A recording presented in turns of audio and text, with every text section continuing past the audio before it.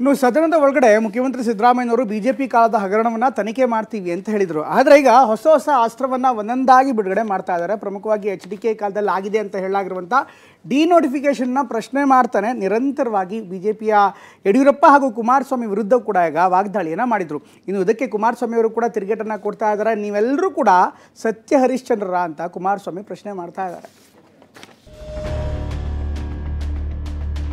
ಕುಮಾರಸ್ವಾಮಿ ಮತ್ತೆ Yediyurappa file put up ಮಾಡಿ ಅಂತ ಹೇಳಿ ಆದೇಶ ಮಾಡಿರೋದು. ಮಿಸ್ಟರ್ ಕೃಷ್ಣ ಬೈರೇಗೌಡ ಯಾರನ್ನೋ ಮೆಚ್ಚಿಸ್ಕೊಳ್ಳಿಕ್ಕೆ ಇವೆಲ್ಲ ಇಟ್ಕೊಂಡು ನನ್ನೇನು ಅಲ್ಲಾಡ್ಸಕ್ಕಾಗಲ್ಲ. ನೇರ ಫಲಾನುಭವಿ ಕುಮಾರಸ್ವಾಮಿ ಅವರ ಸ್ವಂತ ಬಾಮೈದ.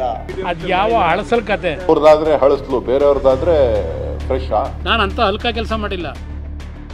ಅಧಿಕಾರ ಅವಧಿ ಮಿಸ್ಯೂಸ್ ಮಾಡಿರ್ತಕ್ಕಂಥದ್ದು ಹೊರಗಡೆ ಬಂದ್ರೆ 5 ಸೆಕೆಂಡ್ ರಾಜಕಾರಣದಲ್ಲಿ ಇರಲ್ಲ. ನಾನು ನಿಮ್ಮನ್ನ ಬಲಿ ಹಾಕಿ ಎಲ್ಲ ತನಿಖೆಗಳನ್ನು ಮಾಡಿಸಿ ನಿಮ್ಮನ್ನ ಬಲಿ ಹಾಕಿ ಕೆಲವರನ್ನ ತಪ್ಪು ಮಾಡಿದವರನ್ನ ಜೈಲಿಗೆ ಕಳಿಸ್ತಕ್ಕಂಥ ಕೆಲಸವನ್ನು ಮಾಡೇ ಮಾಡ್ತೀವಿ.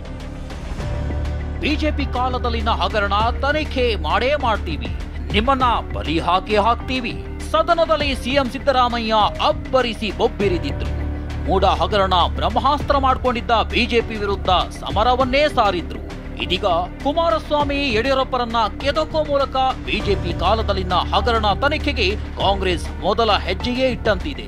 ಅದೇನಂದ್ರೆ BSY HDK ಕಾಲದ ಅಕ್ರಮ ಡಿನೋಟಿಫಿಕೇಶನ್ ದಾಖಲೆ ರಿಲೀಸ್.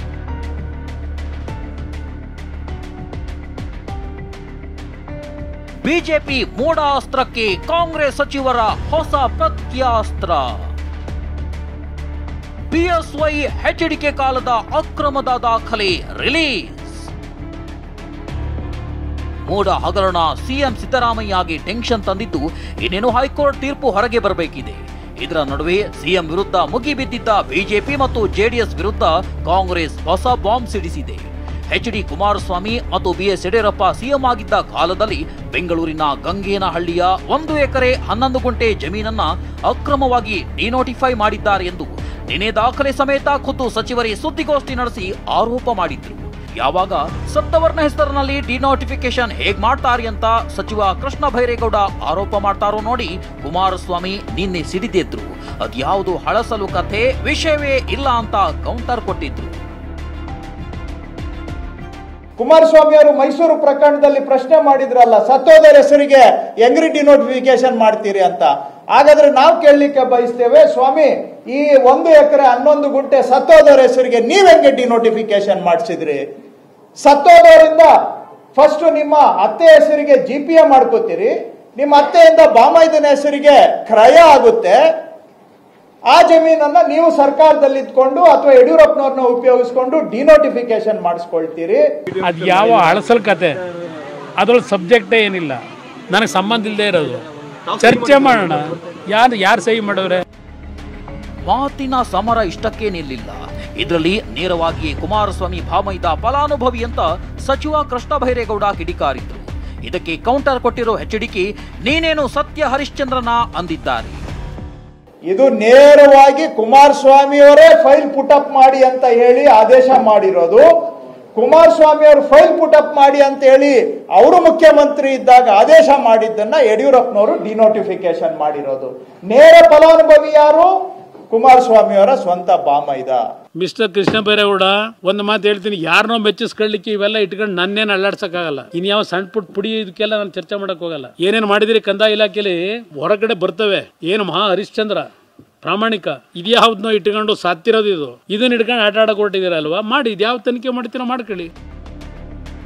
ಸತ್ತವರ ಹೆಸರಿನಲ್ಲಿ ಜಮೀನು ಬಗ್ಗೆ ಸ್ಪಷ್ಟೀಕರಣ ಕೊಡಬೇಕು ಅಂತ ಮಾಜಿ ಸಂಸದ DK ಸುರೇಶ್ ಆಗ್ರಹಿಸಿದ್ರು. ಸವಾಲ್ ಸ್ವೀಕರಿಸಿ ಸ್ಪಷ್ಟೀಕರಣ ಕೊಟ್ಟ HDK ನನ್ನ ಹೆಂಡತಿಯ ತಾಯಿಯ ಜಮೀನು ಅಂದ್ರು. ಮುಗ್ದೋಗಿರೋ ಕತೆ, ನನಗೂ ಇದಕ್ಕೂ ಸಂಬಂಧ ಇಲ್ಲ.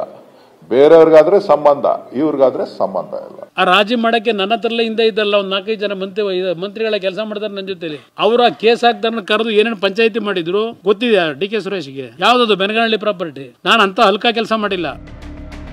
ಇನ್ನು ಜಮೀನು ಡಿನೋಟಿಫಿಕೇಶನ್ ವಿಚಾರವಾಗಿ ಕುಮಾರಸ್ವಾಮಿ ಒಂದಷ್ಟು ಸ್ಪಷ್ಟನೆ ಕೊಡುವ ಯತ್ನ ಮಾಡಿದ್ದಾರೆ. ಅಲ್ಲದೆ DCM DKಶಿ ವಿರುದ್ಧವೂ HDK ಹೊಸ ಬಾಂಬ್ ಸಿಡಿಸಿದ್ದಾರೆ. ಬೆನಗಾನಹಳ್ಳಿ ಕೇಸಲ್ಲಿ ಇದೇ ಯಡಿಯೂರಪ್ಪನವ್ರ ಹತ್ರ ಇದೇ ನಿಮ್ DK ಶಿವಕುಮಾರ್ ಶ್ರೀನಿವಾಸ್ ಅಂತ ಸತ್ತೋಗಿದ್ದಾರಲ್ಲ, ಅವ್ರ ಜಮೀನ ಹೆಬ್ಬೆಟ್ ಯಾರ ಕೈಲಿ ಒತ್ತಿಸ್ಕೊಂಡ್ರು.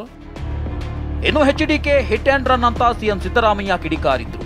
ಇದಕ್ಕೆ ಕೌಂಟರ್ ಕೊಟ್ಟ ಎಚ್ಡಿಕೆ ಪದೇ ಪದೇ ರಾಯಣ್ಣ ರಾಯಣ್ಣ ಅಂತ ಹಿತಶತ್ರುಗಳು ಅಂತಿರೋದ ಅಂದ್ರು.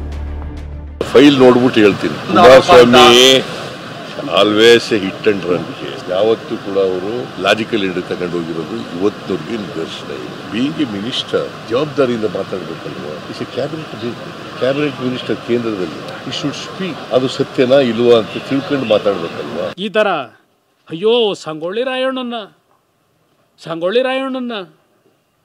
ಹಿಡ್ಕೊಟ್ಟವರು, ಕೊಲೆ ಮಾಡಿದವರು, ಸಾಯಿಸ್ಬಿಟ್ಟವರು ನಮ್ಮರೇ ದಿನ ಭಾಷಣ.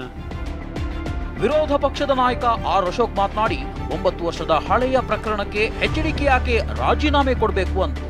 ಅವ್ರು ಮಾಡಿದೆ ನಮಗೆ ಕುಮಾರಣ್ಣನ ರಾಜೀನಾಮೆ ಅಂದ್ರೆ ಯಾಕೆ ಕೊಡ್ಬೇಕು? ಕುಮಾರಣ್ಣ ಏನು ಇವಾಗಂದ ಇವಾಗ 2009ನೇ ಇಸ್ವಿದು ಹೇಳ್ತಾ ಇರೋದು, 2009ನೇ ಇಸ್ವಿದ ಹೇಳ್ತಾ ಇರೋದು.